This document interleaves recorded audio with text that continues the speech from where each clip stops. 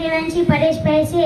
હું આજે માં વિશે બોલીશ। માથે માં બીચા વગડાના વા, સરસોના દાણા જેવડી પેટમાં રહેલી પથરી તો જાણે જ્યારથી માં નફો કરાતી હોય તો એટલો વિચાર કરજે કે 2 કિલોનું વજન લઈને તારી માં 9 મહિના કેમ ફરી હશે। નાનો હતો ને તારી માની પથારી પીસતો હતો, મોટો થઈને માની આંખ પીછે છે। વાહ દીકરા વાહ, તને તો માને ભીનાશમાં રાખવાની ટેવ પડી ગઈ છે, પણ એટલું યાદ રાખજે કે રડવું હશે ને તો ખંભો તો કોઈ ન મળી જશે, પણ ખોળો તો માત્ર માનો જ મળશે। અને અત્યારમાં જીવતા મા બાપને છૂપ કરે છે, મર્યા પછી એના પોતાને ધૂપ કરે છે।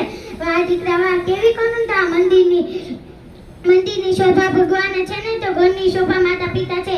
તેમના ચરણોમાં રહેવું એ જ આપણા માટે વરદાન